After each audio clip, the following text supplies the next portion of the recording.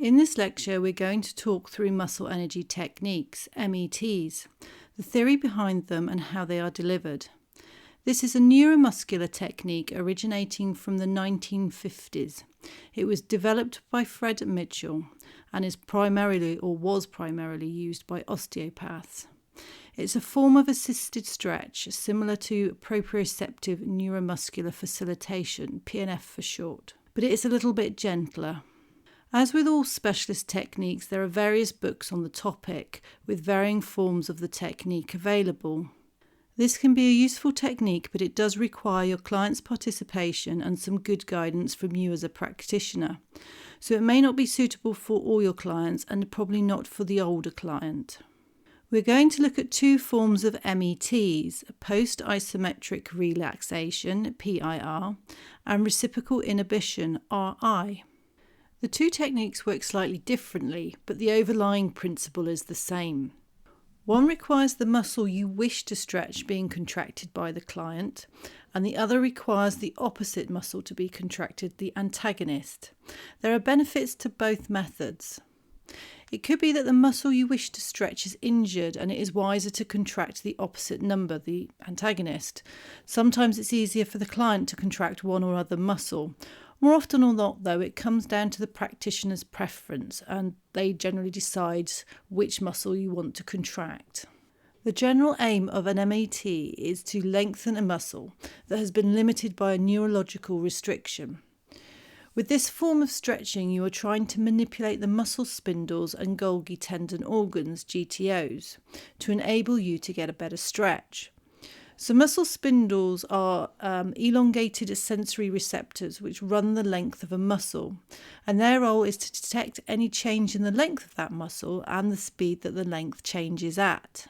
These will then work to protect the muscle by preventing it from being overstretched. So it will inhibit a stretch by causing the muscle to contract, and this is known as a stretch reflex. GTOs are located between the tendon and the muscle at the muscular tendinous junction, MTJ, and their job is to sense the contraction in the muscle. So a GTO can interrupt a muscle contraction, causing the muscle to relax, and this is known as an autogenic inhibition. And what we try to do within a MET is use those two receptors to manipulate the muscle into doing what we want it to do. So both of these receptors are there to protect the muscle from being damaged and can be used to help to elongate the muscle. So remember, the post-isometric relaxation, PIR, is where you want to contract the muscle you want to stretch. So the target muscle is the muscle that's contracted. Reciprocal inhibition, RI, is where you contract the opposing muscle to the muscle that you're trying to target or stretch. So that's the antagonist that you're trying to get your client to contract. So a simple example of this is if you wanted to stretch the hamstrings, for example, and you were using the post-isometric relaxation technique, you would actually contract the hamstring. But if you were using the reciprocal inhibition method, you'd be looking to contract the quadriceps. Before we move on to the technique, some key points to remember. Always explain the technique well to your client before starting and talk them through it as you're working through the treatment. Make sure you communicate well with your client over how it is feeling, but also be aware of what the muscle is doing. You will be able to feel if the stretch element or contraction element is too great. Make sure you support your client well. You can do this best by firstly getting really close to the couch and your client. Don't be shy with these types of techniques. You can't stand miles away from people. And secondly, how you handle your client and how you support them. So use your own body and the couch to support the limb that you're moving around. Make sure your client is in a suitable and relaxed position before you start. So make sure your client is well aligned before you start the treatment, all the joints are stacked, and make sure that they don't contort themselves when you start to stretch. People will do things like lift their bottom off the couch to try and make that stretch a little bit deeper, but they don't really understand that they're actually affecting the stretch and not helping themselves. So keep a close eye on posture with your clients. The last thing I'd say that's important with any type of technique you do where you're handling the weight of the client is don't carry out the technique if you can't handle the weight. I've come across some people with some pretty massive legs before, and it can be quite difficult. So it's important that you can handle the weight, and also you need to keep control of the stretch all the time. So if you can't handle the weight, you can't control the stretch. So sometimes it's not appropriate to use this technique. Some people are too flexible. I've worked with gymnasts, and METs are absolutely pointless.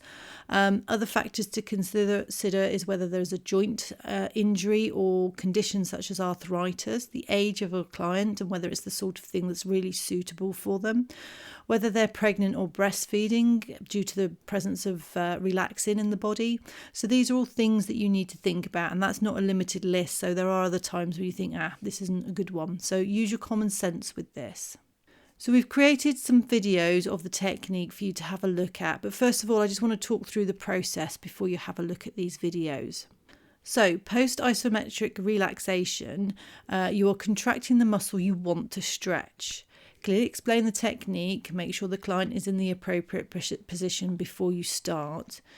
Before you move into any stretch, always get your client to inhale and exhale and execute the stretch on the exhale. Take the muscle into the stretch, and as you go, feel the way. So you find that first point of bind or slight resistance, but we call it a point of bind. Check that your client's alignment is correct again, and then just hold it there for about 10 seconds. So you're not doing anything, just holding it there and waiting for 10 seconds. You then get your client to slowly contract the muscle you want to stretch. So it's an isometric contraction, so the muscle doesn't change length, and you only want them to put about 20 to 30% effort into this. Tell your client beforehand of this, but be aware that some will try to still put full power into it. So be ready for this and be prepared to be able to handle that. Then you want to hold that contraction for 10 seconds. And I usually count down the last 2 or 3 seconds with the clients so that they know. And as soon as they relax, get them to breathe in, breathe out, and take that stretch into the deeper stretch and looking for that next point of bind. So you want to make that a slow and smooth, controlled movement to that next point. Again, you hold it here, get for 10 seconds, getting your client to contract against you. So you can repeat this up to 3 times, moving it each time onto the point of bind. And you'll find the distance of movement will be different with every client. So some people you will get quite a good movement, other people you'll get a very small movement. When you get to your final resting place of your stretch, you hold it again there for 20 to 30 seconds without them resisting, and just let it relax into that new position. Then what you'll do is take it slowly and carefully back down onto the couch under your control. Don't just drop the limb and walk away. Always do both sides, and always do the good side first, because then again your client gets used to what they're doing. So you'll follow exactly the same protocol for the reciprocal inhibition method, except you're contracting the opposing muscle this time, so the antagonist. That's the theory side of METs covered. Now you can go and complete the quiz associated with the lecture and move on to the demonstration videos.